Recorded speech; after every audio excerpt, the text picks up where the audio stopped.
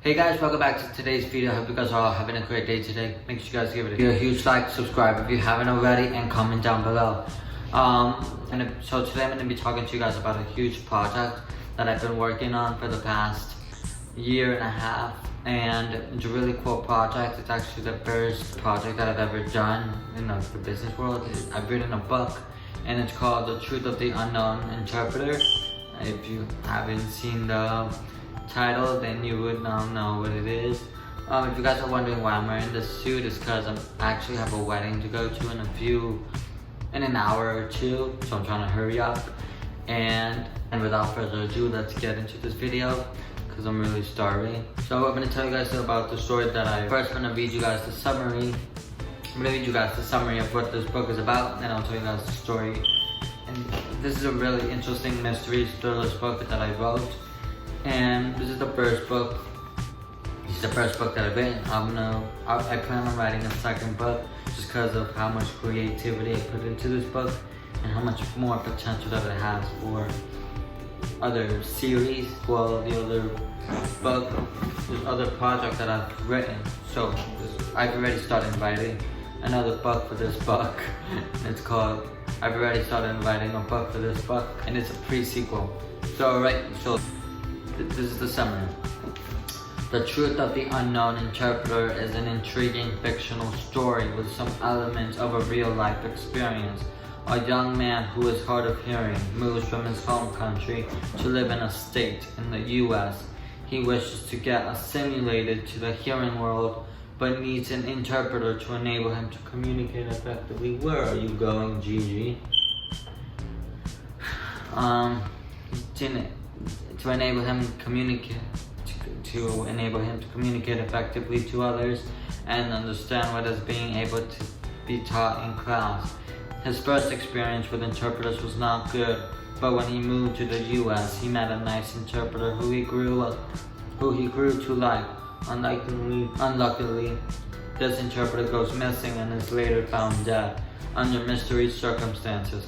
The young man gets another interpreter who turns out to be his worst nightmare. It turns out that this evil interpreter is an evil cult, which is involved in an evil cult which offers human beings for sacrifices.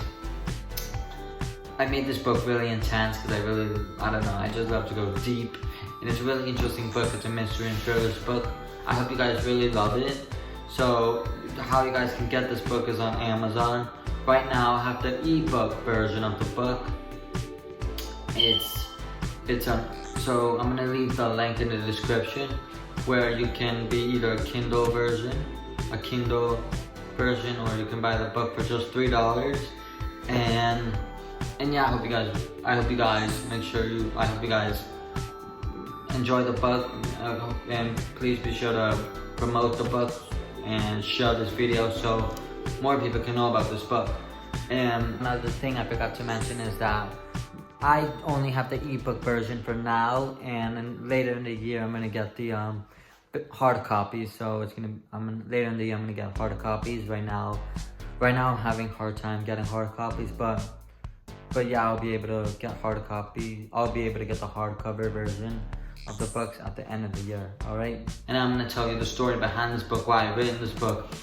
So this book is like, it's 99, I'll say 99% fake. I was gonna say 90, but it's 99% fake based on the summary that I just read to you.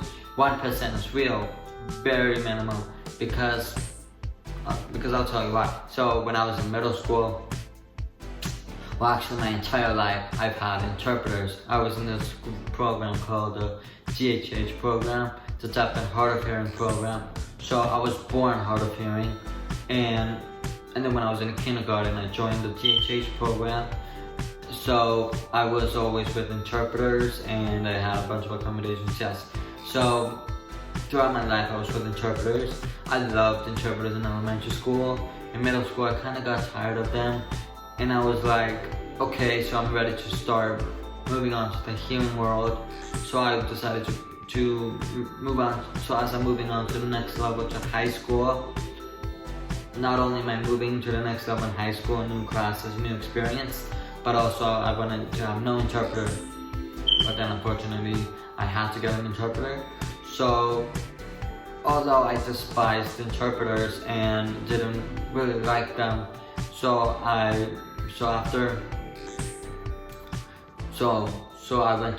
went to my high school. I went to high school.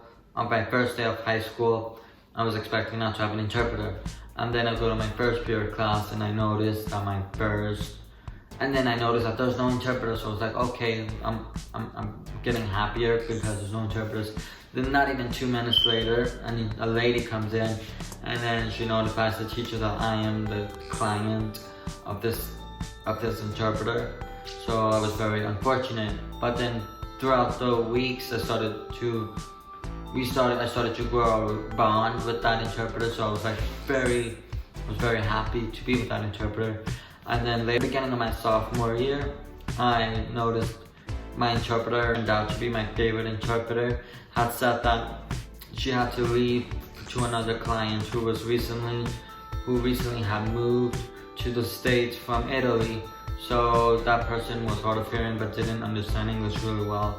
So the agency where she works for offered her to go to this guy who moved to the States from Italy. So I guess she was like the best for this person. I don't know why. I don't know how, but yeah, it turns out that she was the best for this person. It was like, oh, okay, so it's really sad. So a new interpreter comes in, and I see this interpreter, and she was very short, peculiar looking, and she was creepy. I didn't like her. So, but you can't judge the book by its cover. Everybody says that. I don't really like it, but I guess that's part of life where you just have to go through things. Like your coworkers or whatever, your friends. They don't have to be your friends, but like, you know what I'm saying. So my favorite interpreter says goodbye to me, and then she's joking. And the last words she said to me was, if she's ever a mean person to you, call me. I was like, sure. But yeah, like throughout the entire high school experience, I really wanted that emergency button. But yeah, I lost touch of her. So this interpreter, I tried to be best friends with. I know she's an interpreter, she's just doing her job, but I try to, I still try to be nice and be mutual friends with this person. And yeah, this person we definitely did not have the best chemistry, best relationship, because this person I just hated this person because of how much this person goes against me, how much this person's not flexible, not fair, this and that. And then I got to my junior year where she got worse. She talked to my teachers. She always contradicted me with my friendship life. She was always like a second mom, holding my hand throughout my school life. She didn't let me talk to friends in class. She didn't let me take out my phone in class. She didn't let me be normal as all the other kids. She never let me be in trouble. Imagine you're the president's child, like that. She's like a security guard who's always like contradicting with always trying to block you from your fun life. That was her, and I got so mad that I went to the assistant principal to try to get her out. They couldn't do it. I tried to go to the principal. She said no. So I got to the point where I filled out a petition and I tried to get the whole school to sign it. I got over 800 students to sign this paper. Still didn't get me to get rid of my interpreter. Right before I signed up, right before I made this petition, I emailed the superintendent of the school board. He didn't do anything. He just went to the principal, and the principal called me and said, "You're not supposed to do that." And then I almost got in trouble, but the principal was nice. And yeah, and then after the superintendent was the petition, so I couldn't ever get rid of my interpreter. So I just did nothing, and I just decided to make a book out of it. I don't know, weird. So I put all my anger and creativity, poured it out in a book. and I guess that would be the fun business side of me that did it. And so yeah, so that is why I wrote this book. So I decided to write a fiction lifestyle of this character and how his life contributes to this book. And that is pretty much the story behind this book, why I wrote it. It's just an anger that I have from my interpreter of the history that we have together. I would expose her, but nothing good ever comes from that. Like a few years ago I was at Angry Problems, so I just always try to be the better person and etc. So this person, sorry, I won't expose her. Alright, so this is pretty much all the story behind this book, and that is all I have for you guys today. I hope you guys really enjoyed this book. Make sure you guys go and the link in the description and check out the book for yourself. I hope you guys really like it. Give me some feedback, comments, or what you think about the book. Share with your family and friends. It's a really interesting mystery and thriller book. I put a lot of time in this book. I hope you guys really love it. And I will see you guys in the next video. Bye.